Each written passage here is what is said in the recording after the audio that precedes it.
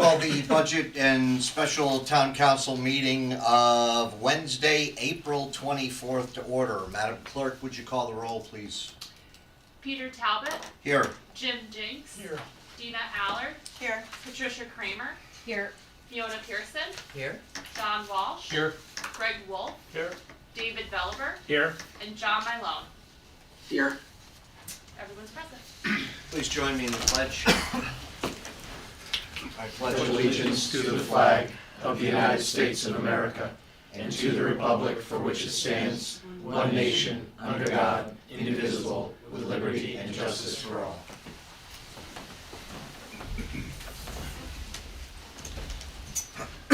So hopefully tonight we wind down and wrap up our budget deliberations.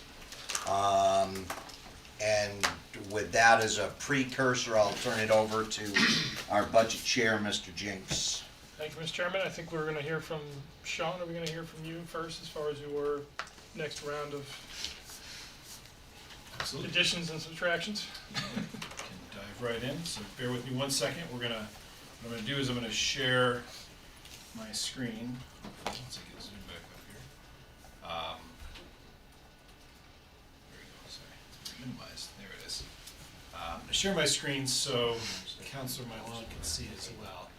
And sorry, I think he must have turned his camera off, so I'm gonna turn it back on. There we go, so we don't need to see. Well, either way, once I share, it should go away, so here we go, let me try this. Sorry, multitasking here. Let's get it spinning and share. Hey, okay. All right. Look at that. We're in. All right, and John should be able to see that on his end as well, as we're sharing screen. So, John, John, do you see the calculator? Yes, I can see it. Excellent, thank you. all right, perfect. Thank you. And Sean, this is what you emailed us to, This the is. last email you sent us, right? Correct, unadjusted. It is the same as I sent it. Although actually the word brochure was corrected. Was, Spelled. yeah. That's the only edit to it. First time Brochure is is the C instead of Yeah, an S, brochure yeah. was spelled incorrectly, Yes. so there we are. But other than that, it is the same. Yes, I'll start by going through the adjustments, went back and talked to nearly all of our departments and took a closer look at some updated information and trends over the last month and a half. So on this tab, sorry, there's a little bit of a lag here, but I should be able to, there we go. And there it is. All right, let me just adjust the, Yeah, just take it down like one notch and we'll be able to see numbers. there we go. Oh, perfect. Okay, we're Yeah. in. All right, so there are 10 items that I'm going to briefly go through that total adjustments of a decrease of $202,089. The first is an increase, the only increase, but based on the communications we've had over the last week or two with respect to the pollinator pathway. There was no specific proposal in the budget, but we did receive a number of requests. Not a huge dollar item. The totals, at least in the initial proposal you saw during the presentation John Golick gave, $2,350 of sort of material costs, some in-kind service suggested by Public Works. Again, all of that needs to be fleshed out, but there's at least placeholder money here to seed that effort. That was, Got it. It's pretty. it was just sitting right there. He'll be here all week. But that's an increase. I have that in the Park and Rec budget and other 5409 line. Can I just ask one question about that? Is, I mean, there's really no upkeep once it's planted, right? I mean, it's pretty. Minimal. I mean, Minimal. They have a set of volunteers they rely on. They Well, have to come in. now they have them. I'm thinking Right. 10 years from now they might not have those volunteers. But I mean, but from what I understand, it's all native. It's just kind of Right. yeah. So it's not a big upkeep. Yeah, and I think more of the proposal has, a final location. I know there's a proposed location in between the entrance and exit lanes of Mixville. Potentially it could be moved off to the side closer to the road or the field area over there if that was a proposal. Again, I think some of it needs to be fleshed out, but at least the funding of it now is our Yeah, opportunity to that's put some money behind it. So, that's the increase of $2,350. And then the next one's, the next item, it's actually kind of a catch-all for a number of small adjustments that we discussed during the recreation budget with John Golick. This starts with a request to restore the amount that I cut. I had cut the TPT, that's the temporary part-time budget line, by $20,000, I was looking at historic trends, but upon further consultation with John Golick, that really was such a significant increase because it was, as I think we talked about, 2 or really even 3 iterations of minimum wage increases that had built up that number that we need to plan for, again, including the piece of minimum wage that we don't know will be set later this fall for the upcoming year. He really said there was a lot more thought behind that number, and I wasn't able, when I cut it, he really needed to see that restored if we're going to have the same level of programming. So, in exchange for that, as he discussed during his presentation, he had offered, and they had been considering for some time, eliminating the paper brochure, and that ends up with an offsetting savings if you include both printing and postage of almost $27,000. It was $21,000 for the printing. It was about $6,000 for the postage that comes out of the general services budget. Not to confuse the issue here, but postage is all held in general services, not recreation, but that would be an amount we would not need to spend if we don't do the brochure. The other few items, there was a $2,000 proposed increase that I had hoped to include for for recreation salary lines, now overseeing Arts Place. There was a slight salary adjustment for that added responsibility that I needed to increase from $5,000 to $7,000. So that $2,000 increase is net in that number, but also positive information we got back from the Bartlett Beats bid came in $6,000 under the $45,000 we had budgeted. I think came in at $39,000. All of that nets out, kind of in the realm of recreation, to a savings of $11,018. So it's a long-winded way of saying more than I could put in that cell, but when you see the final, if we adopt all of these, the final adjustments will include each of those as individual items. Moving on, Arts Place, kind of a simple one. If we don't do the paper brochure, there's $750 in their budget that they had allotted for their kind of contribution to that, so we can eliminate that. We talked about the technology maintenance line last time as that first $29,600 we had as a placeholder following meetings with our IT folks. Item 5, heart and hypertension. Again, this is really a pay-as-you-go fund. We took a closer look with Jim Jascott. We have the backstop of a little over $200,000 of fund balance. But looking at projected claims, we felt Jim was comfortable taking a little bit more off of that number, $25,000. So that's that line. The police department, again, this is one where I went back, both actually items 6 and 7. And I believe when we first had the public safety workshops, it was still in question whether the Elam Park money was going to be able to come through or not, usually by kind of the Valentine's Day. It's kind of slid in recent years. I did kind of reach out to Brian Bedard from Elam Park just to confirm, because it really changes things if that roughly $400,000 isn't coming in the gift account. He confirmed they absolutely are committed to doing it. They have a new CFO. They haven't kind of gone through the new process of notifying at the same time frame as they did before. But he absolutely affirmed that we will have that money. We don't have to worry about losing the gift account money. And because of that, in part, the police department line, Chief Drive was able to offer $39,500 of reduction. Part of it is, I believe, $6,000 for a specific software that they would fund out of the gift account, piece of software. Some additional training that he had added to the budget that he can fund now that he knows the gift account is coming. And then kind of the larger portion, I think it was about $20,000 or so, was reducing line painting from contracted services. That really, we had increased that a lot last year, up to $75,000. He's found it's really more than enough. They still have a good balance for this spring. If they have a surplus at the end of the year, they could cut a PO and carry some of that into the summer and do some additional line painting. But he felt, that they're still adequate to do all of the necessary line painting we need to do. I know that's probably a logical question, but he was comfortable making that reduction.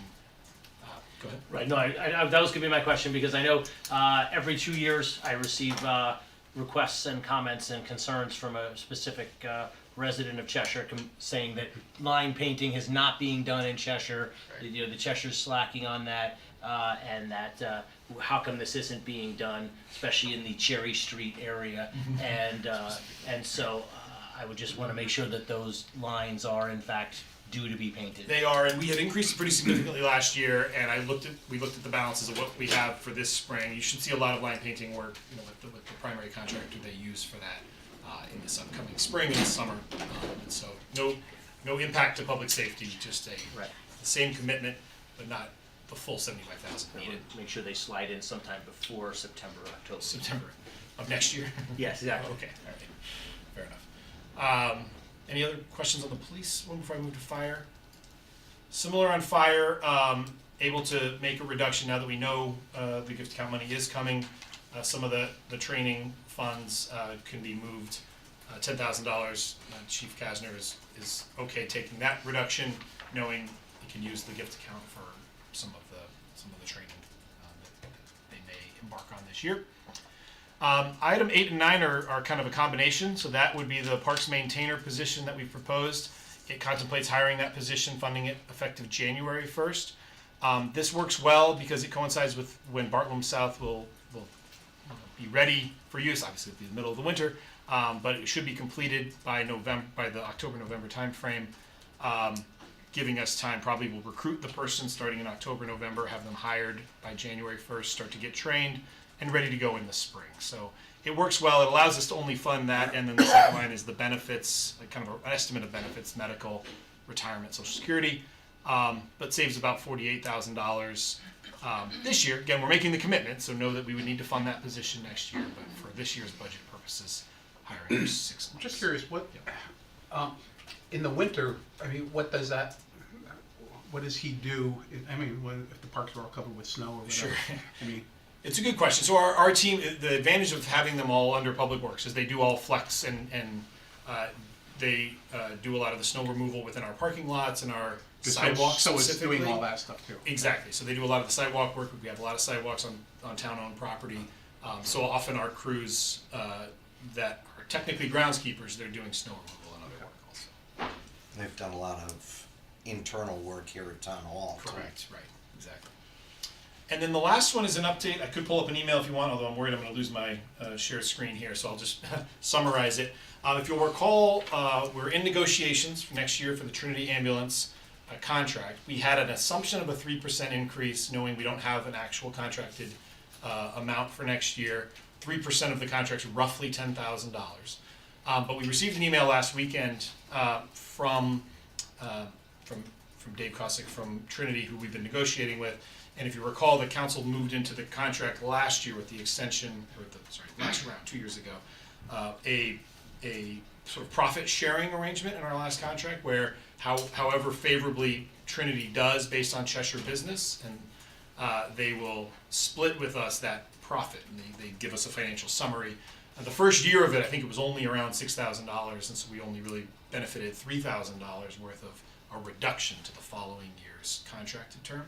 But we were pleasantly surprised to see that it was a little over $70,000 this year. Just got that last weekend. And that allows us to take a $35,000 profit share from that contract from the Cheshire business of the ambulance service.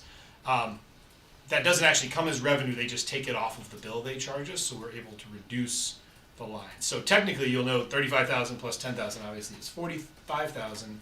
I took 40 here just as a little bit of a hedge. We still have an unknown as to what our actual contract amount would be last year, so it's still a little bit over if all of those things played out exactly as they may be. But again, as at least a comfortable number, I was good coming to 40,000. If you take that all together, I think my goal was kind of to get around 180,000. You get a little higher than that at 202. The reason it was 101 sort of 80 was sort of to get a little lower than that 2750 that we left, or I kind of had in some iterations of the discussion last time. That was a mill rate. This gets it to 2746, a little bit better, putting the average tax increase for a house and 2 cars at $396 per year to be average tax. Before we move on to this, Yeah. as far as the Trinity contract goes, and I know you're saying it may be flat, I assume that provision that the profit sharing would continue? We would, yeah, we would insist on that continuing in the contract. But they very much, what they've told us, and again, some of this will flesh out a little further as we have more conversations, but the early indications, if we're willing to commit to a multiple-year contract, as we did last time, that they would be willing to have, a flat contract, at least certainly for the first year, and try to negotiate a little better than that too. What was our contract term with Campion? Did we do 3 or 4 or? How many years? Yeah. I'd have to double check. I want to say it was more like 5 or 7. We 4 years, and then 1 year there was a huge jump. So we negotiated with Campion to spread the increase over 4 years. So that 4th year was a little bit synthetically high. So we added a 5th year to the contract to bring it down to a reasonable level. So ever since then, we've been going with the 5 years. And our current with Trinity has been what? This is the third? So we did a kind of a superseding or an amended contract midway to add the second dedicated ambulance. Yeah. That's, yeah, But I think that threw us was, off the I schedule. think it was a 5. That was under negotiation when I started here 6 years ago. But that was also when Trinity was acquiring Campion. So I think that, I'd have to pull it up, but I want to say that's a 5-year term. But I'll Okay. confirm. I think it was, and then it got extended to that 6 Yeah. year with the new cars, new car. Any other questions on the general government? Other than that, everything else here should stay the same. You'll see the Board of Ed reduction as proposed last time, the adjustments to debt service, bond premium use. Oh, that I think is a different number. That's a number we had talked about at the last meeting, putting a piece of the bond premium towards the first year of debt service. So you'll see that additional amount at 200. I think we actually had a little higher number there as we were trying to move some mill rate numbers around, but we were able to pull that back down to $200,000 as just an even number, as Jim and I were kind of pulling the final numbers together from the last meeting. So unless there's any questions on that tab, it populates back over to, sorry, it's lagging here a little bit, there you go. You'll see the general government here, 202, Board of Ed, 525, debt service totaling 263, and revenue increases, revenues plus fund balance use, 2.6 million. That brings you down to the numbers you see here. Do you have the tab for the revenue and Yes. that stuff? Here. The debt service number you had up there was 200. I think Peter was talking about moving over 8. Is that a different number? Am I confusing two things? Yes. Yeah, 800 is for the. That'll show up here though Yep, in the yes, revenues. it will, yep, so here, again, the revenues, so, right, first one was the Okay, Board of I Assessment did. Appeals, right. Yep. We talked about all these Okay. last time, we talked about 800,000, it's really just coming through as general fund revenue, but Right. it's, I put it in quotes because it's, dedicated, or it's intended to offset Board of Ed medical costs, but it's coming through as revenue. Board of Ed, special ed excess costs, as we talked about at the last meeting, additional 200,000 of revenue anticipated, bringing the total Board of Ed adjustments to that 725 that we talked about at the last meeting. And then, as discussed, the increase of fund balance, fund equity from 1 million in my assumed budget to a total of 2.25 million, which is an increase of 1.25 million dollars. But that's again intended to offset the increase in debt service. So pulling that back over here, you see all of the revenue adjustments that we just summarized. You see the adjustments needed to get to the yellow target mill rate compared with where we are calculated in the blue, which obviously lines up right now.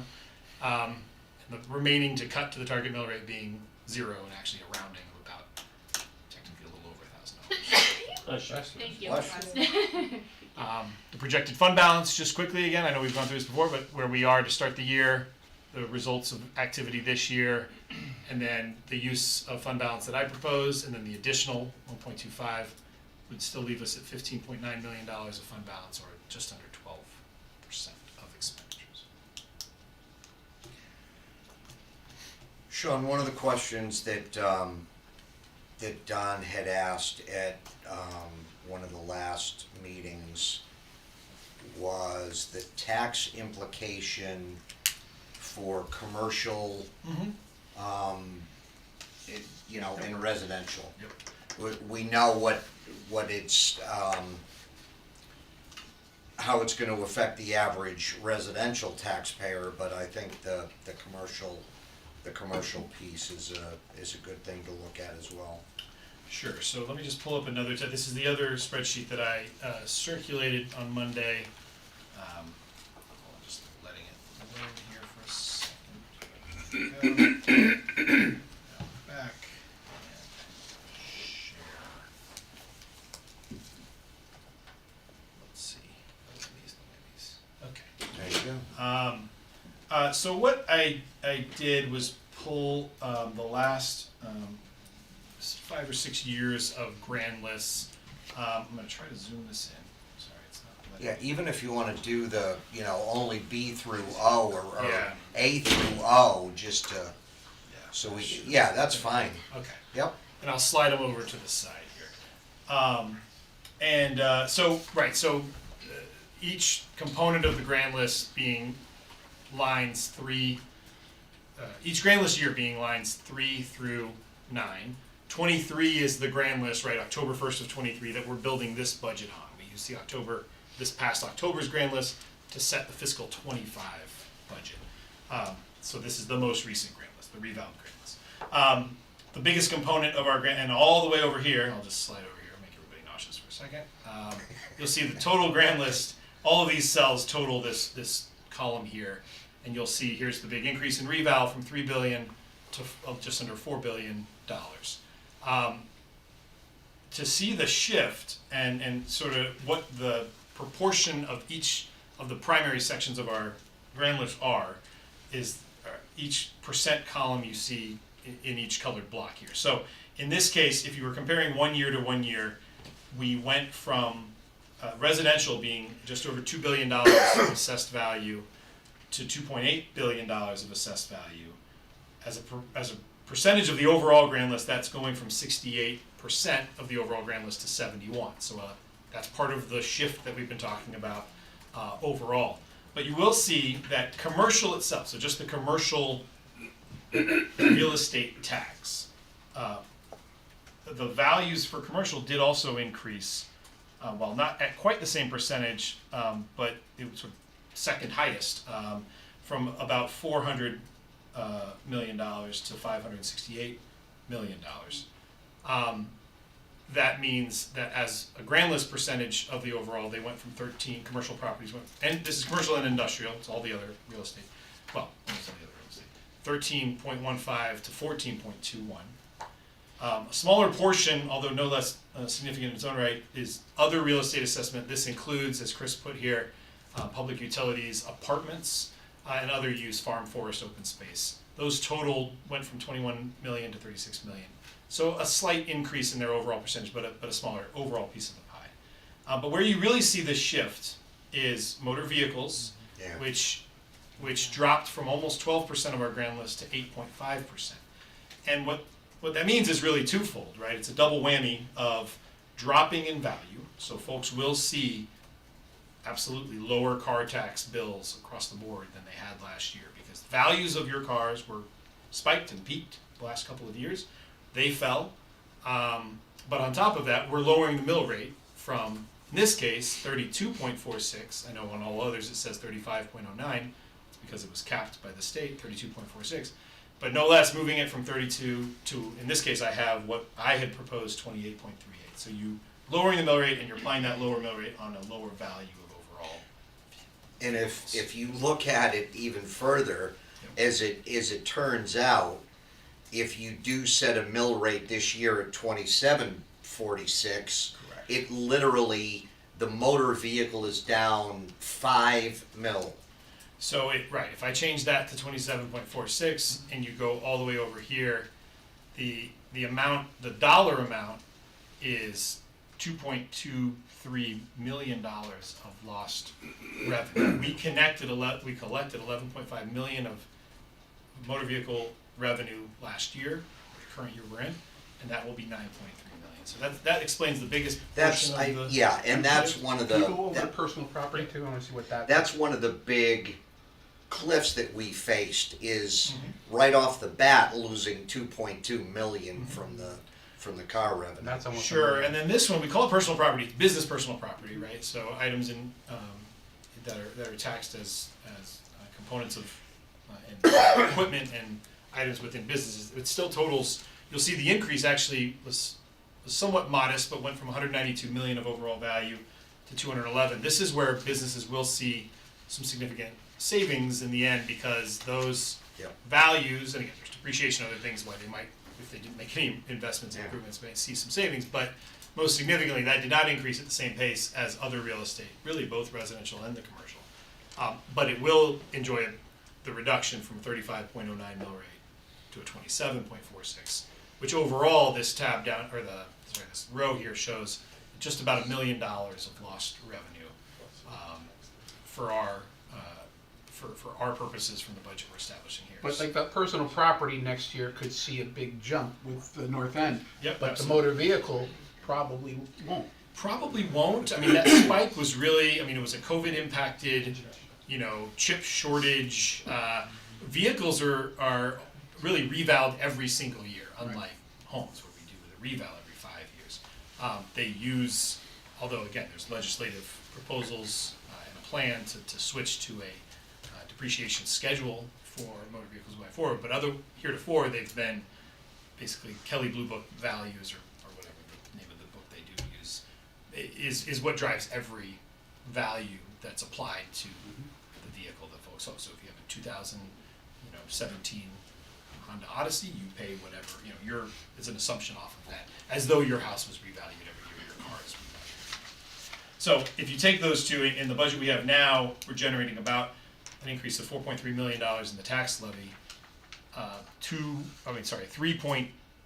You take these two together, about 3.2 Just under million 3.2. is the other direction, right? So then what makes up for all of that are these two columns over here. The commercial tax of about 1.6 million increase, but the bulk of it, and that's why I feel it in that mill rate calculator when we're singling out an average residential taxpayer with two averagely valued vehicles, you feel the shift there to generate that 5.6 million added. Yeah, I think this really goes to help explain actually to the residents why there's a big shift. And it's hard because no matter what you try to knock that mill rate down to, you're still going to have a lot higher increase than you normally would because of that. You were saying for a while that it was about $1 million in the motor vehicle, but is that because we still haven't gotten the $1 million from the state that might be put towards this? This gets really confusing, but the $1 million grant that the state gives you to offset what it calculates the difference in taxes you would have received is about a year lag, because it uses the mill rate you had last budget year compared with 32.46. So the $1 million that I've been saying that we are planning for in this budget next year will be a check for $1 million to make up for this year's difference between 3509 and the value of, and the 32.46. You could really use it this year. But then the year after that, Yep. where we are in any scenario under 32.46 mils with our new much higher grand list, There's nothing coming that in. goes from the almost $1 million to zero, and we have to be cognizant of that. For sure. Too bad the state didn't do that about 5 years ago. Yeah. Well, and the fact that it lags behind too I know. is troublesome. Yeah. Because you need it in the year that the drought Yeah. happens, Yeah, and you get exactly. it the year after. Right. Yeah. I You're thought being that punished a whole- year later, or you benefit a year later, depending on Makes what. planning I very thought the whole was complicated. happening next year, though. It's not gonna be until 2 more years. It'll be in, when we say next year, so this is always hard when we're planning, but we're almost already living in fiscal 25, which doesn't start till July Yeah, 1st, yeah, but you're right, in fiscal 26, when we're sitting around the table a year from now, Right. we will have that revenue piece missing. That million will not be there that year. We have it in this year's budget that we're planning. Okay. We hope it shows up. We also do hope it shows up, but we've had conversations with CCM and made sure we were going off the same assumptions other communities were, but yeah, that's. So unless there's anything more on I'm happy to pull back up the. Yeah, we mill can rate probably go calculator. back Can I to just, the. quick, were there many was there much commercial property that didn't appeal on their assessment? Or was there? I would have to turn to Jim. I know certainly the appeals were up compared to. Yeah, I prior mean, evals. we had the usual suspects, I suppose. Yeah, but nothing out of the ordinary? Nothing out of the ordinary, and I think they made it a little harder too, where they have to actually come forth with a, evaluation. So they have to spend a little money to take it to the courts this time around, but, I think it's kind of status quo. Okay. And to that point as well, Don, did we see an increase? It seemed, at least from my eyes, was there an increase in residential appeals too? Certainly, Okay. yeah. Cause that was, that's where I would expect it because of, Yeah. the So big the jump in the the Board of assessments. Assessment Appeals did make, I think, more adjustments than perhaps normal, but that's Yeah, probably consistent with the fact that a lot of those residential values did go up a lot. yeah. But yeah, we could have some residential appeals. I don't know if they'll pursue it at that level. Plus, a lot of those appeals had to be filed before they knew what the mill rate is, so when they get this gigantic reassessment, they're like, I gotta do something about this before they know what the tax bill is gonna be. Certainly, yeah. When you have swings this large, it's very hard to explain, and we've tried to communicate as best we can. But yeah, there were certainly some assumptions, some phone calls we got, thinking folks' tax bills were going up 40%, Right. 50%. Hopefully, we'll be pleasantly surprised to see it's only 4 or 5%, but It's not going up 50. but it's, I guess everything's relative. Jim, do you wanna go around and just take a temperature and see where we are? Sure, yeah. Do we wanna go, do we still have any things on the Board of Ed, or are we done with the Board of Ed? Nothing's changed for us since. The only thing I would ask is, we're talking about putting the 800,000 ARPA money. Will that create any kind of cliff for us, fiscal cliff next year? I mean, and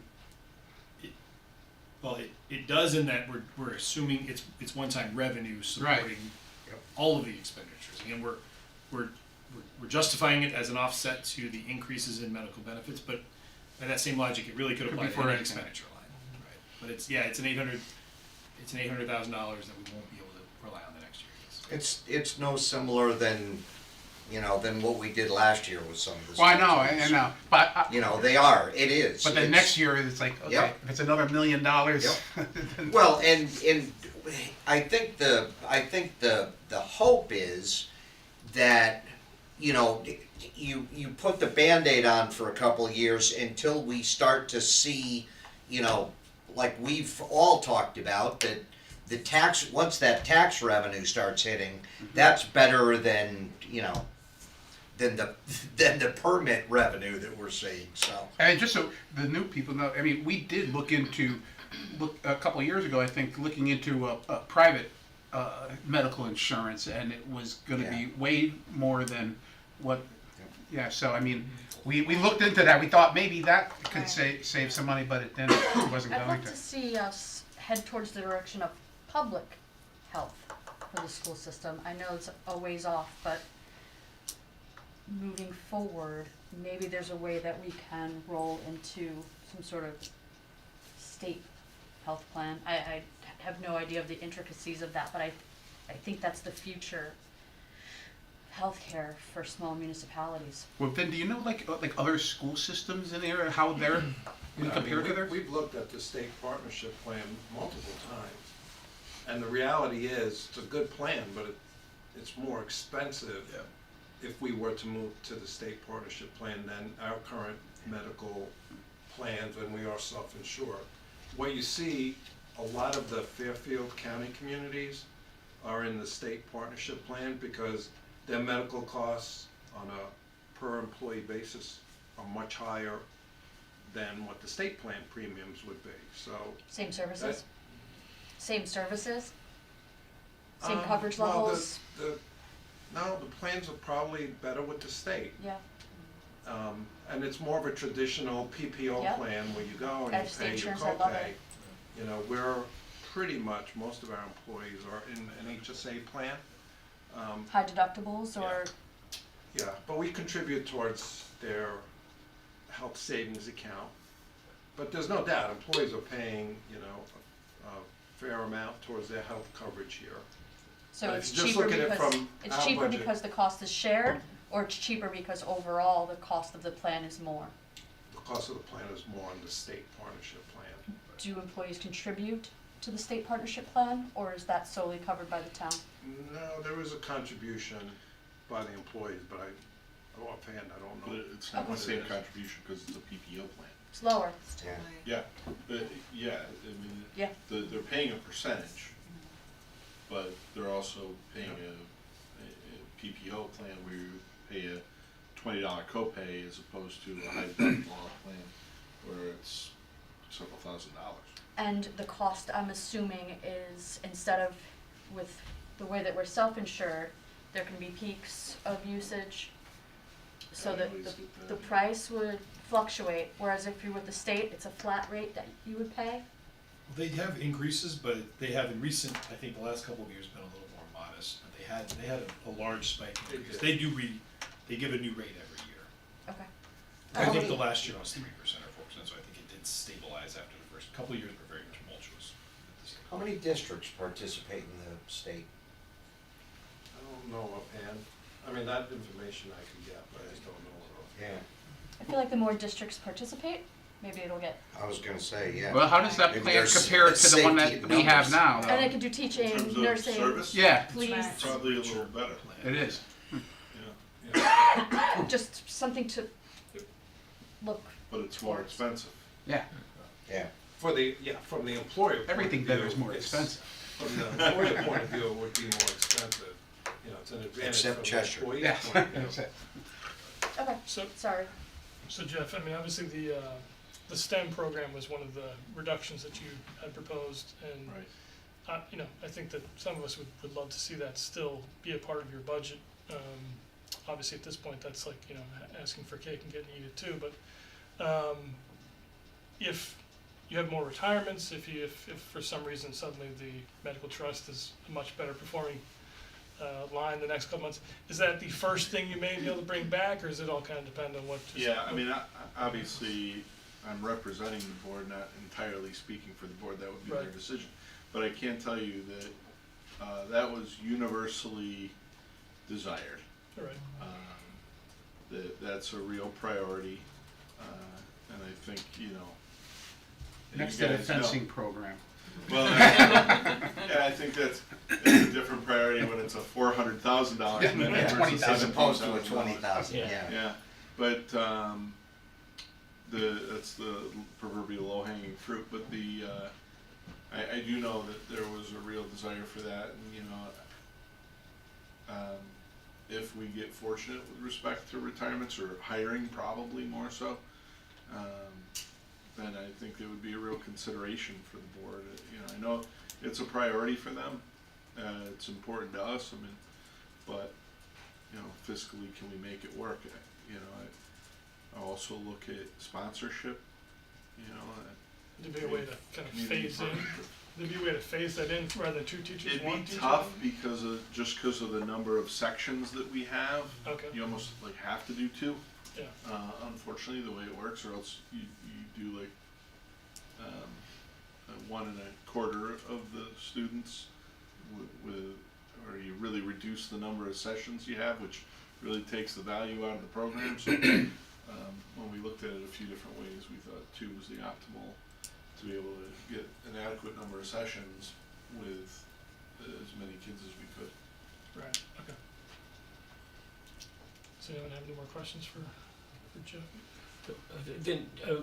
Talking about the medical trust fund, do you anticipate this sort of lag, this overdraw on it continuing in? It seems like it's going to continue. It's been 2 years now. Do you expect that that's going to be, you know, I mean, there's no way to judge, but it seems to me that you know that's probably going to continue to be a drag on you at the current budgeted rate. I mean, you're talking about the Yeah, we're looking level at- of claims that Yeah, we're we're looking at seeing about $1 year million, over year. almost over $1 million a year overdraw on that, you know, on the current budget. I wish I could say it's flattening out.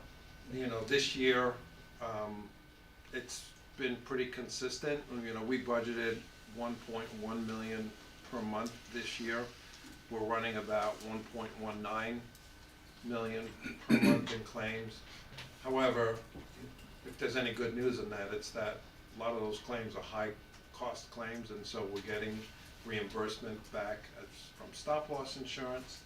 Of course, that's always offset by some premium increase in stop-loss next year. So the trend is, it's better than, you know, a few years ago, because we're at least funding our expected claims rate, right? We're contributing what we expect our claims to be, so we're not making up for use of reserves in prior years. So I think what we budgeted makes sense, and I certainly am not in a position to say, yeah, we could, I think it'll decrease for next year. That doesn't seem to be the trend. Right. So, I mean, we may be looking at another $1 million next year. I mean, you know, into that, you know, If the going trend forward. continues, yes. But isn't there a tipping point? I mean, when you're only adding on, you know, a couple different, you know, don't you get to a point where everybody that could get sick has gotten sick again? Well, I mean, that's So why, that's the problem at with some it. point, it's gotta, you know, it's not just a, But, you know, this isn't numbers in the dark, it's not Vin and Yeah. I guessing, this is, is, yeah. Actuarial experts, or Tom and others from USI, who review all of our claims, our history, our populations, and the market, and they give their best projection. Unfortunately, it's been a little bit under reality in the last 2 years, but having been around for 20 years, there are years where it's a little better, you know, and so it should project along that line, and if it hasn't for 2 years in a row, I'd like to think that if I flip the Third time's the charm. third quarter, it's going to go up heads this year. It may not, but you know, it's at least the numbers are not our idea of what might happen. This is a professional best. Well, I guess because we're looking at the town side of it, the town side has been pretty level or It's below. crazy, right? Yeah. They're just a lot healthier over here, is that right? Yeah. Shauna keeps them running. It's the kids, man. The kids bring in all the No, germs. no stress environment. And the funny thing is that, I mean, we have really, if anything, tripled down on health and wellness programming. We're American Heart Association gold standard. We're the only school system that has that. Like, we've done a lot. You know, we're in the middle of a walking challenge right now. You know, we do everything all the time to promote health and wellness and programming for staff. Unfortunately, you know, there are things that have impacted our staff that I know we all wish hadn't. And Could it have to do with the average age maybe increasing, and as you age? Certainly age has something to do with it, you know, and we have, thankfully, an environment where we don't have people leaving a lot. You know, the other reality though is in education that there aren't a lot of young people filling retirements. And we've talked about that, which certainly impacts the mean age of our faculty and staff. So, you know, that's a real concern. There are a lot of concerns I have about the fact that there aren't enough young people entering the field, but that's a ripple effect of it though. So, yeah, no, I wanted to bring, because I know, obviously, I think we're probably potentially gonna be facing this again, you know, seeing this again next year, and obviously we're helping to cover it with the ARPA funds, but obviously those won't be there come next year, so we're gonna be potentially looking at that as another potential cliff for us to deal with. And so, you know, I guess my concern is, although I appreciate the list that was given to us at the last meeting, I mean, out of a $90 million budget, I think that there's probably still more that we may need to get to, at least to get to a lower number. I know there may not be appetite for that, but I want to at least, because I think that ultimately, you know, we're looking at a number here where, you know, we're creating a new baseline for next year, and next year's budget's going to be even tougher than this year. So if we're creating a new baseline here, we're going to have a bigger baseline for next year, and one of the things I see is there seems to be a lot of people coming into the system. There seems to be potentially a lot of new staff hires and that type of thing. And so I'm a little concerned with those, because once they're in, that's the biggest cost we all have to face is staffing. So, and so, I mean, I you know, if it was me, I think that there's probably potentially another round to go, at least probably another $500,000 on what's already been there. Probably there's some teacher positions. I think the ones that are coming in through ESSER, that are now coming from, they were hired under ESSER and now coming in as a permanent status. They were brought in for a purpose. And then I do think that based on past, there may be some more retirements coming. So I think that there's ways, and I wouldn't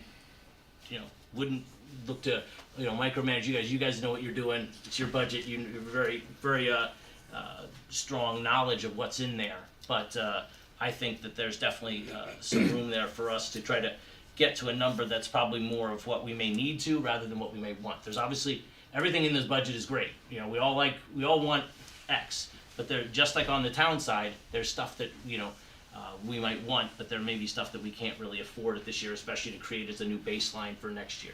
So I think that, that number 525 could probably be raised, another 500,000 to try to lower that number. Now I realize that it may not make a big chunk in the mill rate, but it still probably represents, $30-40 a person per year. So that's, for me, I think that there's definitely still some room there in a $90 million budget for basically 0.5%. But that's where I am on that. So David, you wouldn't support the hiring of the science teachers? Whatever they think is good for. You're talking about cuts though, so probably not. I'm talking about reductions in their overall budget, and so that. When you said faculty, and that's why I'm just asking. Right. You said faculty, so you're talking about cuts to faculty. Well, I would just say that there are potential, a lot of new full-time positions that are being added that may be looked at. Yes. I'm really curious to find out really what that number does per household. Is it 40 or is it $5 a year? Didn't we do it last week? Last year, last week at 1.5 million, I believe it was only a $20 per Was it? household difference. I don't remember. That was at 1.5 million. At 500, we're gonna, this decision, this incredibly destructive number to a budget, we're talking about possibly $5 per household. So I think let's put it in I perspective. want to call it destructive. I would call it. It would be destructive to that woman or that teacher that's losing her job. Well, everything you could say is that. 500's a lot less than 1.5. I'll be honest. It's a lot less devastating. But if it's only a $5 a year difference per family, I know I don't as a household. Yeah, it is 40. It's a $42 difference with $500,000 reduction Per year. per year. Per year. Okay, so that's a solid number to think of at least. And it also gets us at least below a 1 mil reduction in the total original request. I mean, nobody wants to cut anything. I'd like to give everything, and this is the hardest job we all have. Right. Every year, this is the hardest job we have, and it's not easy.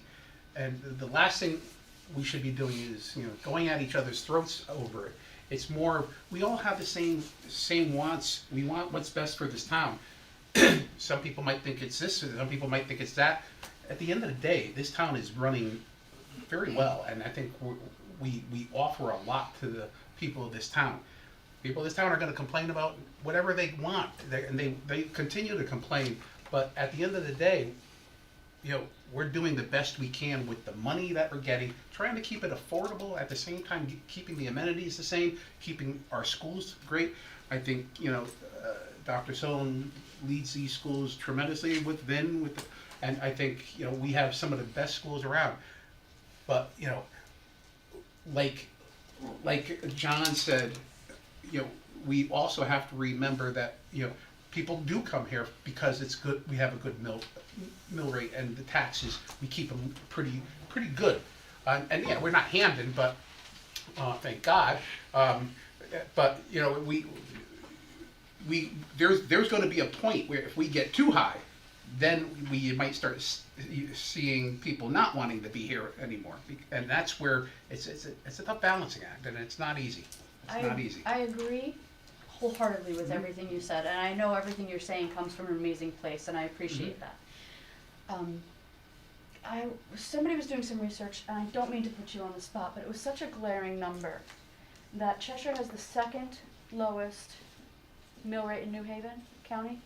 That was Peter, I think, yeah. I was just looking at Glastonbury, I was looking Yeah, at I'm Simsbury. trying to Not that find that's a that. main- We're not much that that's- lower than a number of peer communities. Not that that's a main point. No, for me. I will never compare us to any other town, and whether it's for the schools, I look at us as we're the best in my opinion, we're the best for everything, and you know what? I don't care what the other towns are doing. But as Yeah. far as people moving places Yeah, for to your things, point about to your point of Yeah. people are moving here for our mill rate. Correct. It's the second lowest in New Haven County. Not that that matters. Right because- now it is. because Yeah. everybody's Yeah. budgets are spent in different ways. Right. But our budget is a very stressed rubber band at this point. Mm-hmm. And we've been keeping it that way to be fiscally responsible, which I understand. Who is the lowest, by the way? Is that a number we should shoot for? It's a little dink town up in the northern part of it's Granby or one of those So- is. so too far away to shoot for? Yeah. And the people Yes. who do move here, because we have to balance out with attracting people and keeping our property values up, and also keeping people who live here happy. Mm-hmm. There's no, one is not better than the other. Absolutely. But that $40 per year, if people are moving here for the schools, they're moving here with an expectation of the value added for that $40 is what they are not paying and putting their children in private school in another area. So this is an incredibly difficult, nuanced process, and I appreciate the fact that we do have to juggle all of these numbers because we are paying the taxes. And out of the 9,000 residents in this town, how many of those residents 19,000. have school kids versus the remainder who don't have kids in the school who are paying for those kids to go to these great schools? And listen, my kids are out of the schools, but I understand the value of the school system here. Some people don't. The other thing is we have the elderly or people who are on fixed incomes, and you know, $40 is a lot to them. Totally. We you also know, have plans to help Yeah, them. we Yeah. have programs. We have yeah, which we've programs been to increasing. offset that for them that the town provides. But if you're not educating your children to the extent that you want them educated, that leads to increase in crime, increase in boredom, increase in juvenile delinquency. So it's all a balanced seesaw. Right. They benefit from the property values also. Mm-hmm. But we want to keep the businesses here. We want to keep everybody here, Absolutely. and that's where the balancing act comes, and that's important. And I think, one of the things that we've talked about here is the quality of the school system. There's no doubt in anyone's mind that Cheshire has a great school system, and it's going to continue to be that way. And we're trying to keep that going, but trying to balance that. It's not. That's not the only consideration we have, and so we've always tried to keep that balance between residents and taxpayers who aren't in the school system versus families that have kids in the school system, and try to keep it to a point where we're trying to balance that mill rate for parents, for seniors, and also be attractive to bring people to this town as well. Not only because that, and we will get to the nightlife at some point in time. We will increase the nightlife. Keep it quiet. Yeah. So But for every parent that has a child in the school system that pays taxes for that, we also carry a burden and a share of taxes for services that we don't use as well. That goes for every citizen, any resident. Well, let's of any remember, place. $19,000 to educate a child. Yeah. So I mean, most people with kids are not paying that much in taxes. So yeah, I mean, It's built into the system, no doubt, but Oh, so no, are I know, fire I know, services, and but- so are police services, Right. and so are senior services. Everything is Right. baked into the same cake. So Right. to say, and I know it is a big argument, you see it every place, I don't have a child in the school, I don't wanna pay for new schools. The town overwhelmingly voted for new schools, so here we are as a collective, needing to budget the But collective's we knew this was going to money. happen. Yeah. We knew this Yeah. was going to Here we happen. Right. And this is it. I was hoping it would happen next year, but this year Well, it's we'll see. yeah. next year, will Next be, year, next yeah. year be tougher. Because all the thousands of people who are watching, I mean, that $396 is a lot more than it's been over the last few years. But a lot of it has to do with the reassessments, like we said, and a lot of it's the motor vehicles, and the motor vehicles, they drop in value. We drop the mill rate, and we lose $2 million, $2.4 million. That's a big hit.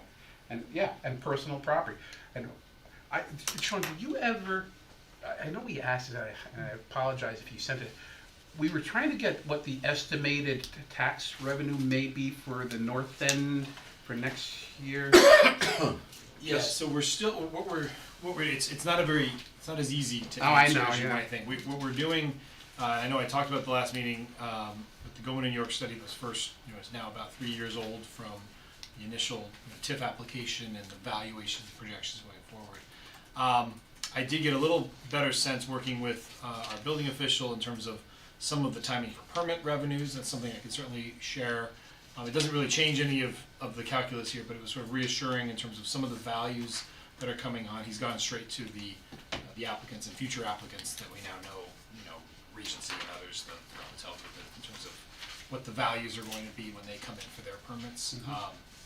But in terms of when it comes online, again, it's really, it's what the values are, what has been constructed as of October 1st of this year will be what informs next year's budget. And you're not gonna see, A lot of commercials. again, the large anchor store, the Whole Foods and that piece, they're targeting the following holiday season. So it'll be the apartments. And So, but there's significant money in there. I think I went through the Go New York study, we are looking at maybe contracting with them honestly again to refresh those numbers and give us some of that modeling that we're looking for.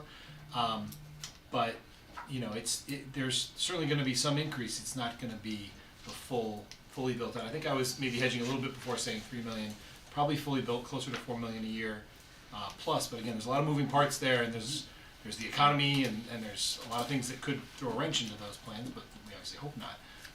But it's not all there next year, but I think by the following year, you should see the bulk of it there. Because what I would do, I would challenge the budget department to do this, budget committee to do this during the year. Start planning for next year already. Because we have to start figuring. It's like we all know it's going to hit hard next year. I didn't expect this to hit like this year. I knew the assessment was coming, but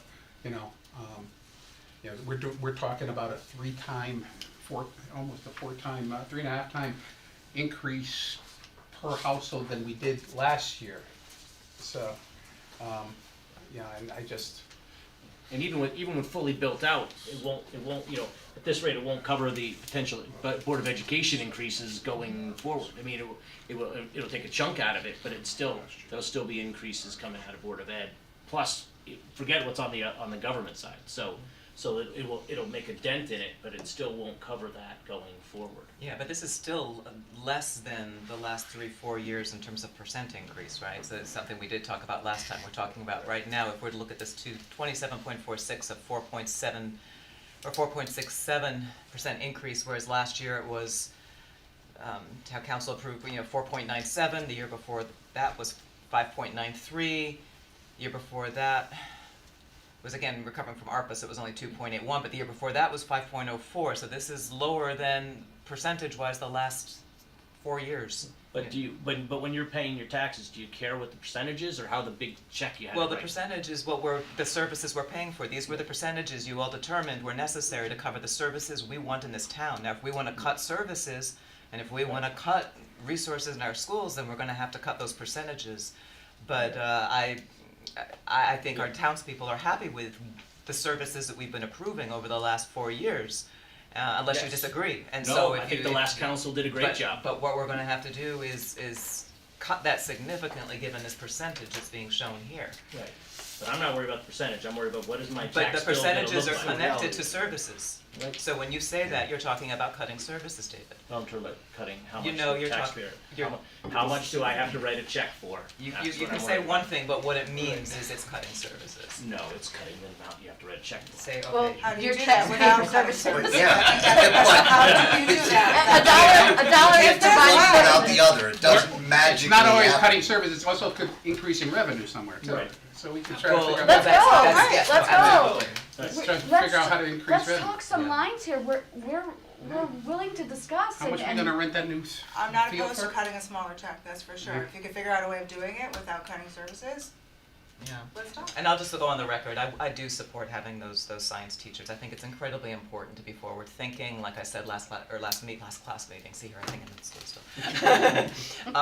Last meeting, we're starting some climate change programs at Central Connecticut State. UConn's been running these sustainability programs. We know these science Classes are important at the elementary school. I'm glad to see the school board looking so forward-thinking in that, so that's an expense that I do support, and I'm hoping we cannot, we do not cut. And it keeps us up with our contemporary towns around us. We are running a very thin budget compared to them.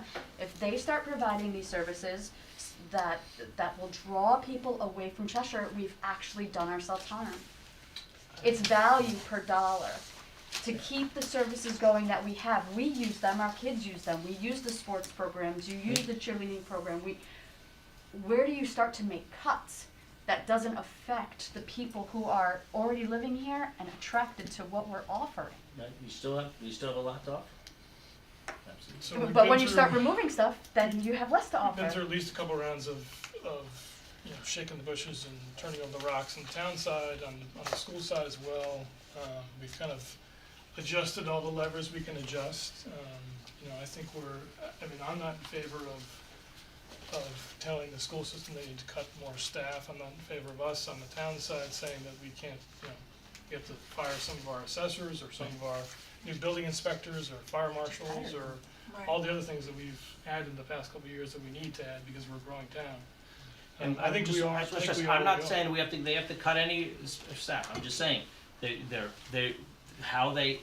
there's a certain amount of money we can cut, we can give them, and I'm sure they can find, they can deal with it as that. There's wants and there's needs, and we ultimately have to figure that out. But I'm not saying any specific cut, whatever reductions that, as I said, there's a reduction in the increase, that there's no specific ideas on that. Well, I don't know, I think I beg to differ on you can say to us, hey, town, go cut $500,000, and it's gonna mean staff. It's what it's gonna be on the school side too, it's pretty clear.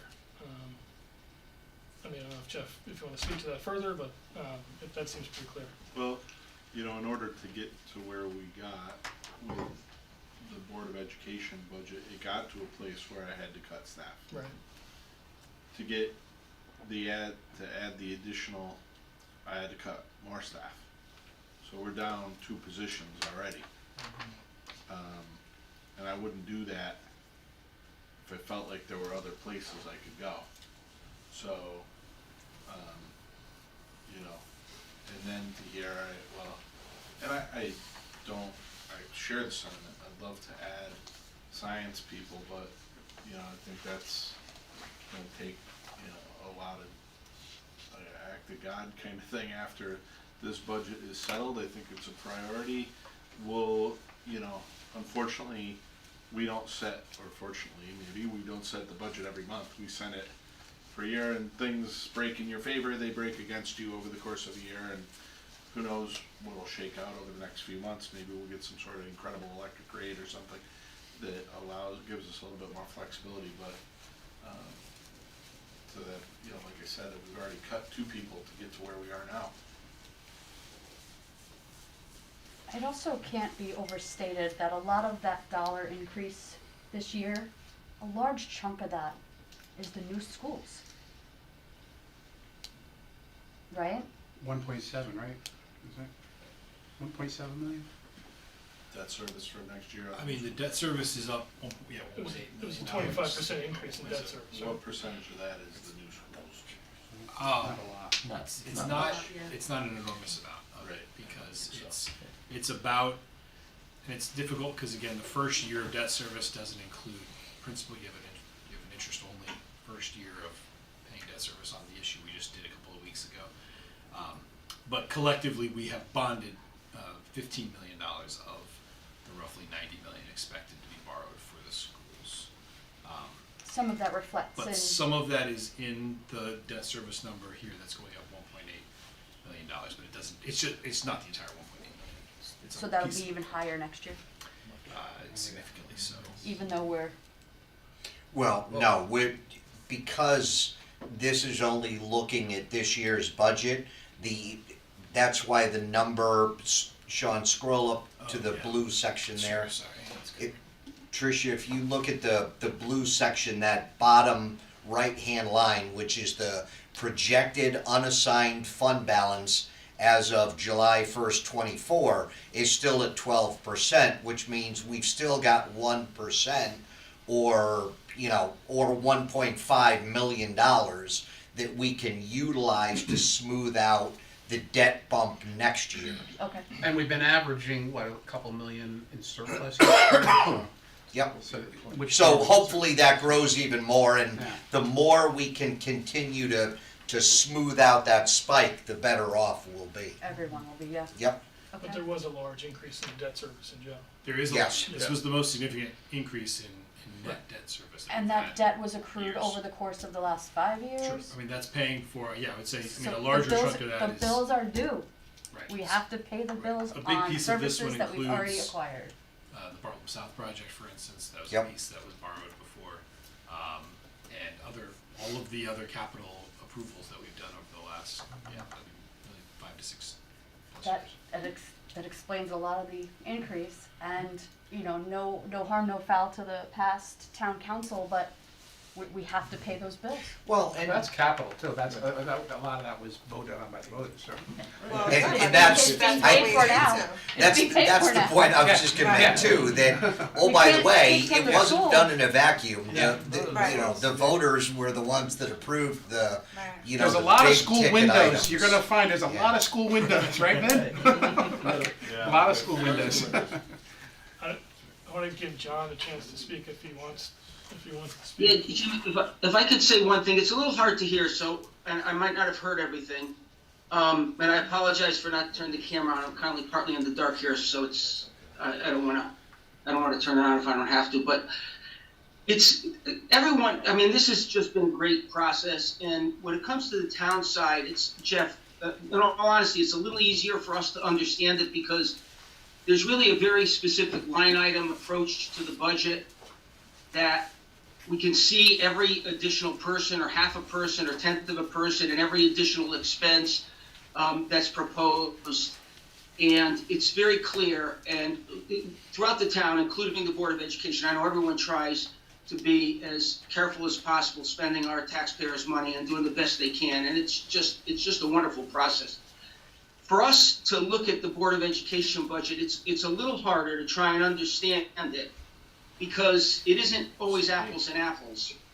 Even the information you provided the other day, I appreciate you getting that out, but it really, you provided a lot more information, but it wasn't exactly a comparison from last year to this year of specific information. And so it's hard for us to understand really how many teachers we need and how you've come up with that. Maybe it's not our job to do that, but it makes me feel a little uncomfortable trying to understand the increase in budget that you're requesting based upon the information you provide, because it just doesn't always compare with previous data, et cetera. So for instance, if I look at your budget increase on enrollment-related salaries of $839,000, what is that? Is that a number of teachers? I see four increased teachers and 3 teachers that have been funded as David said a few minutes ago under this ESSER program that you're turning into paid teachers. So you have 7 new teachers. Is that what that represents? Because I want clears. I'm just trying to understand that. Well, John, it's Finn, I can answer that. The teachers that were paid through the ESSER grant, those teachers are gonna be retained, so they're not new hires. They were funded out of the operating budget, and now they'll be funded within the operating budget. And part of that has to do with, while COVID was going on and we had this grant money, at the same time enrollment's increasing. So you have to remember that part of what's driving our budget when you look at staffing is the fact that enrollment is increasing. And then the classroom teachers, which there are 3 that we're adding, is directly related to the enrollment increase at the elementary schools. So how many new teachers are you adding? Because I thought it was 4 plus the 3 ESSER that you're adding as new teachers. Or teachers that we're paying for, let's put it that way. Yeah, hold on one second, I just wanna give you the right, it's a total net of 6 for next year. How did you get 6? Because I read 4 and 3. How come it's only 6? Yeah, so if you're, in the budget book, in the certified staffing section, I'll just run through it quickly. At Chapman, we're decreasing one. These are elementary teachers. We're increasing one at Doolittle, one at Highland, one at Norton. We're adding a special education teacher at Norton. The ESSER positions that are being brought into the operating budget, there are 2 math coaches, one at Dodd and one at Cheshire High School, and one at Highland as a reading and math specialist. So those are the teachers coming in to our operating budget. We added 2 science teachers, that's for the STEM program. And then we reduced one one German teacher at Dodd. So if you do those pluses and minuses, it's a net of 6. But then we just reduced a business teacher at the high school, Yeah, that's right, too. you know, on Okay. top of that. Yeah, so that's not So the reflected in the budget book. So the 848,000 represents 6 teachers? Is that what that is then? No, because not every teacher is making Yeah. $120,000. But I don't know if that includes the administrator that was coming in from the ARP ESSER grant, that 848, because that sounds a little high. Do you include the benefits on that? So what, just out of curiosity, because it's also, and I apologize, because I know this information's in there, but I go through and I get confused. What was our just overall increase from our 22-23 to 23-24 in terms of overall number of students? And then what is it for, what is it 24-25? You know, like last year to this year? Just if you just gave us overall number of students versus. I know we had 110 more students from last year, from last October. Thought that was in the slide presentation. Yeah.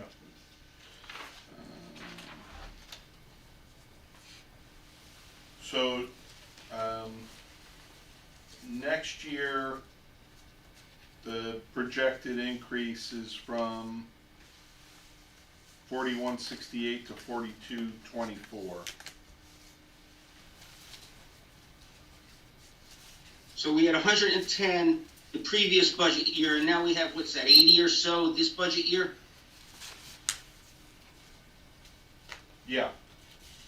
And so how many new teachers did we have last year from this year to this, for the 110? Because it just seems like, again, I'm a layperson, I'm not on the board, on the education board, but I'm trying to make heads or tails out of it so we can understand this increase, because it's pretty dramatic again, and The part of the. we don't want to cut services, you guys. No, I know that, John. Yeah, and I think, you know, what the issue is, though, is that in terms of paying for those teachers, we were paying them through the grant. We were adding teachers for enrollment, but paying them through the grant. So that's where things kind of got added in this year.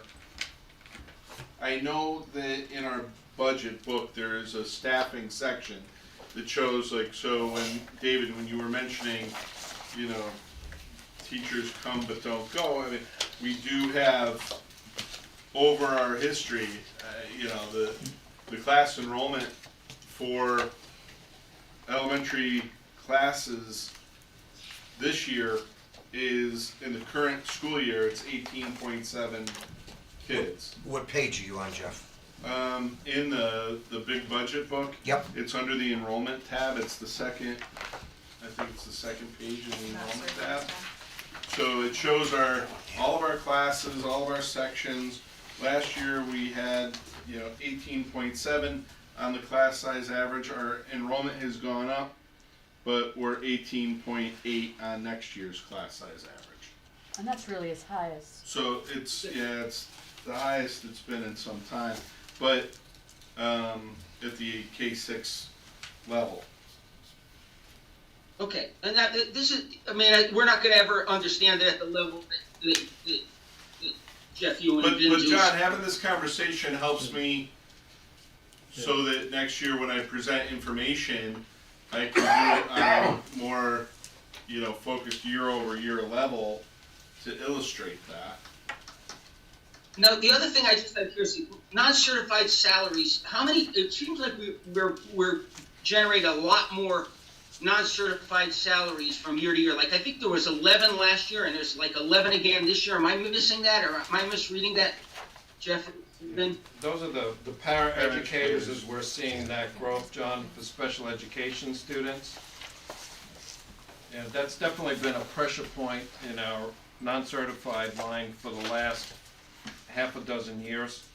You know, we've increased the number of instructional assistants, and then also the instructional assistants, para-educators. You know, they were at the lower end of the wage scale, and so as the minimum wage increased from $10 an hour to $15.69, their wages increased commensurate, you know, with that, even though they weren't But that's, necessarily at the bottom. in all fairness, that increased over several years. Last year it was like not even, it was hardly anything from last year to this year, so. I mean, that minimum wage increase only, not even 50 cents, I don't think, from last year to this year, so. It's, you know, when you make a comparison, goes back those many years, it's hard for us to kind of understand the real impact of that, that's all. For non-certified salaries, John, the jump from 22-23 fiscal year to 23-24 was an increase of 5.5%, and then 24 to 25 is an increase of 9.1. That's minimum wage? No, that's That's a inclusive of combination people. of more Minimum. staff Yeah. plus the increase in wages. The increase in wages is negligent. I mean, it's not. hardly anything. Well, it's not negligible, John. I mean, if you look at it over the 4-year period, we went from 10 to 15. We're talking year to year, Ben. Why are we going back 4 years on one thing, year to year on another thing? That's what gets confusing. It's hard for us to assess what's in here that's, because you guys know the numbers and you present the numbers that you like us to see sometimes, and it's frustrating, quite frankly. I'm supportive of special education. I'm supportive of the science program. I'm supportive of everything you do. I mean, again, we're proud of it. But it's hard to understand how much of this is, we just don't understand it, so it's hard to see really. year over year. That's something that, you know, we can work on in presenting, you know, a different picture for you next year then. And the teachers' salaries at $880,000, those are just baked in increases? Those increases? Yeah, that's a combination of staffing and the raises that are contractual. Well, I thought the staffing was in the enrollment-related salaries. Isn't that, it's hard for me not knowing, are you pointing at a specific line, John, or? I'm just looking at your pie chart for the budget increase. You had teacher salaries, 17% up. I assume those are baked in kind of salary increases for the existing teachers. And then the enrollment-related salaries are for the new teachers. Yes.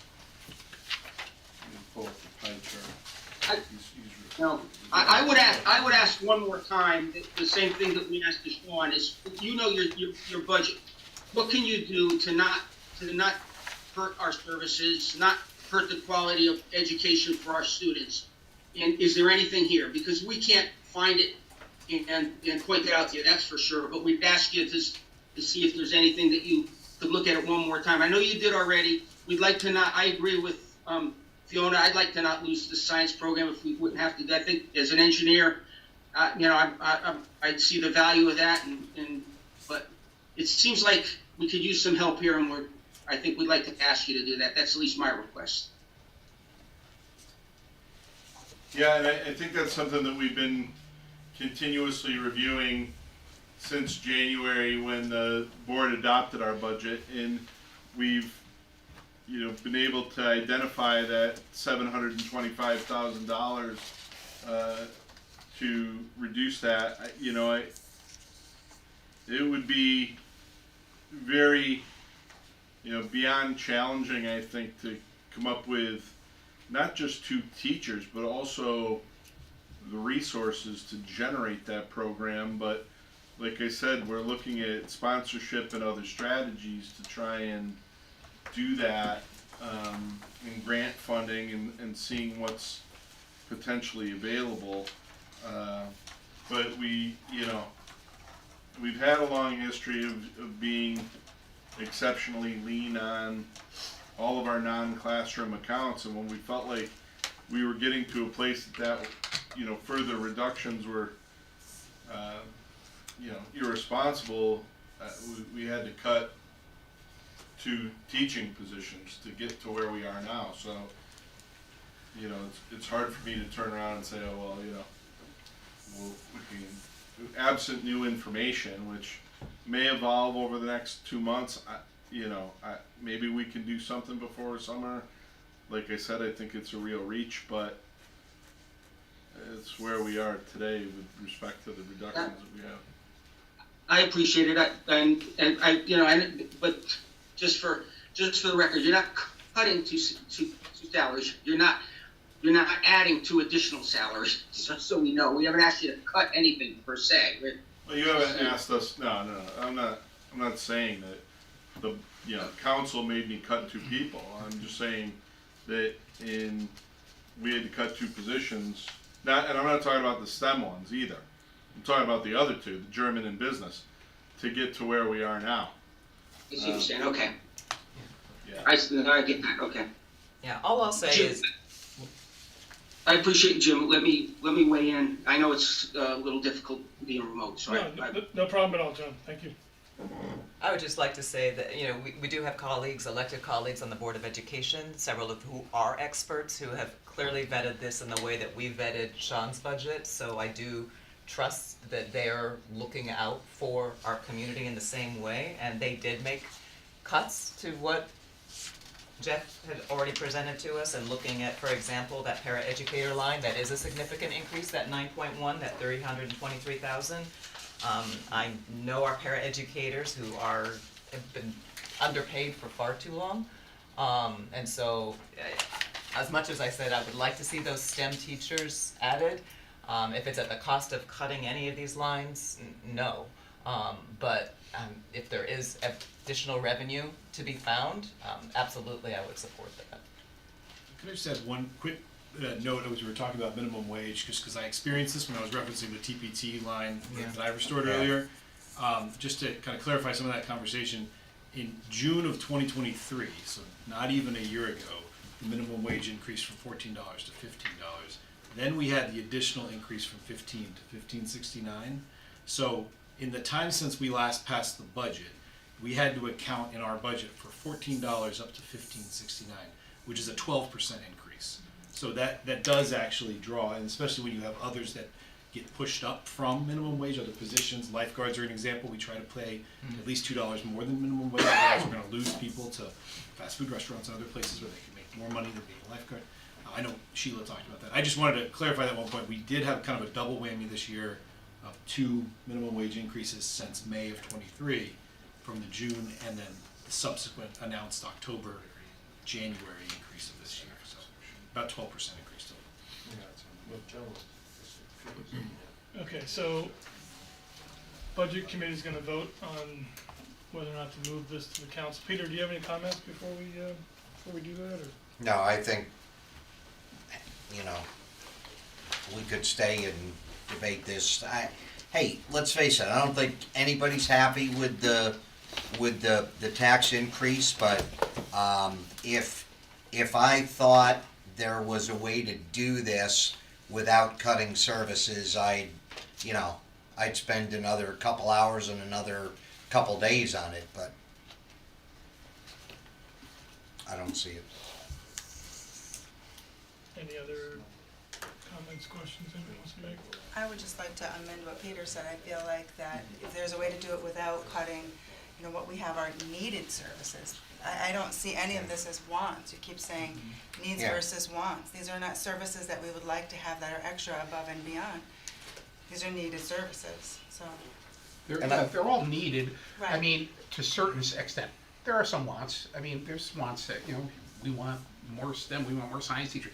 Those are wants, but, I mean, we're trying to stick to what's Right. needed, and that's Right. where, So, I mean, there are some wants in there, but we're not gonna get every want, and It seems as though a Hopefully lot we're of the getting wants every have need. been cut.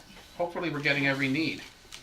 Exactly. Yeah, and hopefully, I mean, we're listening to the community, I mean, Yeah. fencing, we're gonna have fencing, pollinator pathway, so those are wants, right? But we know that the community really wants those wants, they're small ones.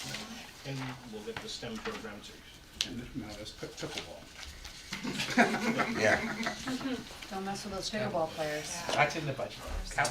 All right, so, John, Fiona, do you wanna make a motion to move this budget to the council? I guess, is that all we need to say, more or less? Yeah, I mean, ultimately, yeah, Yeah. just, I guess as context, yes, for the motion, yes, but just sort of instructing the staff to prepare Prepare the resolutions consistent with where we've landed. We will circulate those in advance of Monday's meeting, hopefully by Right. Monday morning, afternoon or so, to make sure everyone has a chance, early afternoon, hopefully, everyone has a chance to review them. But those resolutions are the final pieces of the actual legally adopted budget, so. Right. If you could, as part of your motion, just instruct staff to prepare those resolutions, we will do so for Monday adoption. Is it Monday? Monday night? Monday night, yeah. All right, so I will try So to moved. move a resolution, to move the resolutions to the town council. What he said. So we have a motion, we have a second? John? Yeah, Jim, I'll second it to move it along, and then I'll tell you how I'm gonna vote afterwards. Okay, so, all those in favor of the motion, vote aye. Aye. And Opposed? Jim, I'm not opposed because I think it's still a work in progress. I'm gonna abstain because I'm hoping we can make more progress before Monday evening. Okay, so 2 in favor, 1 abstained. What? Motion carries. Motion carries, right? Yeah. I just want to clarify that last piece, progress for Monday evening, I just want to understand what the instructions are for that. John, Sean's asking about, I guess what you're hoping to see as far as progress for Monday evening. I'd still like our representatives from education to look at things one more time and see if there's anything else available for us in Okay, terms of reductions and increases. okay, All right, well, we'll prepare the resolutions as they are here, and then I suppose they could be amended right. on the fly. Perhaps. I'm not sure. How many days do you need to do the documents? Well, we have till Tuesday, Well, right? Till Monday, Oh, I mean, till we Monday. would need to have the resolutions, the issue is, we need to make sure we have an accurate mill rate. Yeah. The Right. worst case scenario is we pass a mill rate that does not supply enough revenue for the expenditures you Yeah. also adopt. Right. So I get a little nervous if we're adjusting that. Again, I know we have a pretty elegant Excel spreadsheet here that does it, but there's a lot of fact checking that goes on the finance department. Behind, yeah. And there's a lot more Cross-referencing to detail. confirm. So, I would really think we'd need to know if there's any movement, but then we'd need to know in the next day, really, if there's gonna be any large So- changes to what you adopt, but we wouldn't have a legally noticed meeting to move those. We wouldn't, and we also wouldn't have a council action to do it. That's what I mean, yeah, we'd really have to do it all on the fly, which it makes me very nervous. Yeah, last town who did that didn't go well.